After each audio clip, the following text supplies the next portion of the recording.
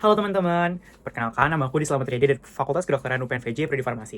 Hari ini tuh aku mau sharing ke teman-teman salah satu artikel yang mungkin artikel itu bisa ngebantu teman-teman menjawab kegelisahan teman-teman terkait produk halal dari suatu daging, atau enggak misalnya teman-teman tuh pengen beli daging tapi teman-teman tuh kayak kepo kira-kira ini tuh dagingnya daging sapi beneran nggak sih, atau ini tuh ada campurannya nggak sih di daging olahan atau daging giling. Nah, di sini tuh di artikel yang ini, artikel ini tuh bakal ngasih tahu teman-teman cara dari awal dia preparasi sampel sampai representasi data. Nah, pertama, preparasi sampel yang di daging ini tuh gampang banget. Jadi itu misalnya teman-teman tuh beli daging di pasaran. Nah, daging di pasaran ini tuh ditambahin air, ya kan, habis itu di ultrasonic 15 menit. Habis itu nanti yang ultrasonic itu dimasukin ke dalam tabung sentrifugasi. Nah, dari tabung sentrifugasi itu disentrifugasi.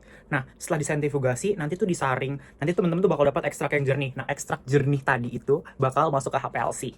Nah, HPLC ini prinsipnya gimana sih? Nah, prinsip HPLC tuh kayak dia tuh di dalam kolom, ada kolom, misalnya di dalam kolom itu nanti tuh setelah dia ada keluar dari kolom itu nanti bakal ditembakin sama UV. Nah, UV ini yang bakal ngebaca gitu loh. Jadi nanti itu nama ada retention time. Nah, retention time itu maksudnya kayak lama-lamaan sampel di kolom, sama UV. UV ini terkait nanti absorbansinya. Nah, misalkan misalnya udah diinjek nih sama teman-teman. Nah, artikel ini tuh dia tuh ngasih data standar. Data standarnya dia tuh yang kayak begini, misalnya di situ tuh teman-teman bisa ngebedain antara daging sapi. Mungkin kayak teman-teman tuh kayak bakal ngeliat kayak kayaknya semuanya sama deh. Retention time itu ditunjukkan oleh pik-pik gitu ya. Kayak ada pik-pik tuh maksudnya kayak ada kayak gunung-gunung gede gitu, terus kayak ada gunung-gunung kecil selanjutnya. Nah, misalnya di daging sapi, di beef misalnya, dia retention time itu kan kecil ya. Habis itu nanti di 9, tapi di 10, di 11 tuh dia tuh kayak ada banyak. Tapi misalnya di lamb, atau yang mungkin kelihatan banget perbandingannya lamb sama rabbit gitu ya, kayak domba sama kelinci. Di domba sama kelinci itu kayak kelihatan banget. Atau enggak misalnya ada juga pork yang babi. Ini buat teman-teman yang muslim, mungkin ini tuh bisa jadi salah satu cara untuk analisis produk halal. Nah, setelah misalnya udah dapat, nah nanti ada satu lagi nih namanya chemometry. Chemometry ini prinsipnya based on AI. Nah, jadi dia tuh bakal baca data, misalnya kayak gini nih, setelah HPLC keluar dia bakal dianalisis kayak chemometry. Nah, kayak gini nih misalnya analisis chemometrinya dari artikel ini.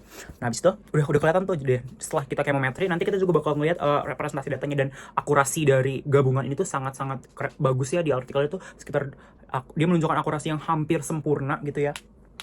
Kesimpulannya, HPLC dan chemometry ini tuh cocok digunakan untuk analisis kehalalan suatu produk. Dimulai dari pertanyaan kecil, apakah produk ini halal? Lalu bagaimana menentukan kehalalan produk ini bisa dijawab menggunakan HPLC dan chemometry. Oke teman-teman, kurang lebihnya mohon maaf. Sekian dan terima kasih. Bye.